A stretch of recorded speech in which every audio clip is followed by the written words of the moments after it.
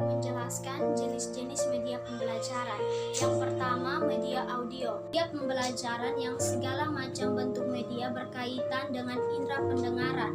Karena media audio berkaitan erat dengan indera pendengaran, maka pesan yang akan disampaikan dituangkan ke dalam lambang-lambang auditif, baik verbal atau kata-kata atau bahasa lisan maupun nonverbal. Contohnya seperti laboratorium bahasa, audio kaset, radio, dan telepon. Yang kedua, media visual. Media ini merupakan semua alat peraga yang digunakan dalam proses belajar yang bisa dinikmati lewat indera penglihatan, seperti melihat menggunakan mata.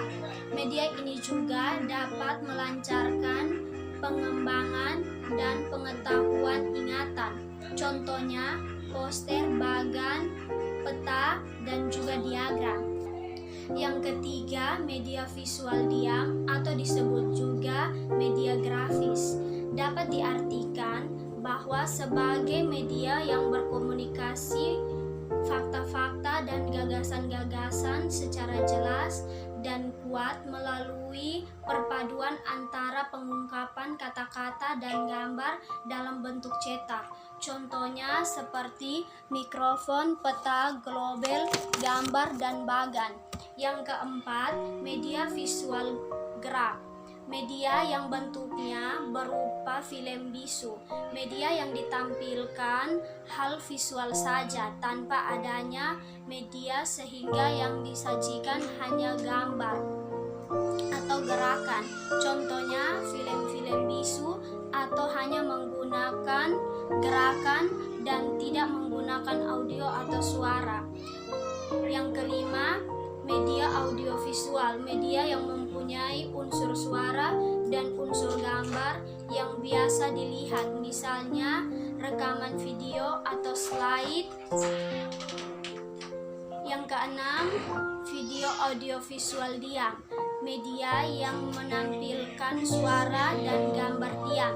Contohnya seperti cetak suara, film rangkaian. Yang ketujuh, media audiovisual gerak. Media yang dapat menampilkan unsur suara dan gambar yang bergerak seperti film suara, TV, dan komputer. 8. Media serbadeka. Media yang disesuaikan dengan potensi di suatu daerah, di sekitar sekolah atau lokasi dan masyarakat yang dapat dimanfaatkan sebagai media pengajaran. Contohnya papan tulis, media 3 dimensi, dan sumber belajar pada masyarakat. Yang kesembilan, gambar fotografi. Yang diharuskan dalam perhatian gambar fotografi ini, yang pertama, gambar fotografi harus cukup memadai, memenuhi persyaratan artistik yang bermutu.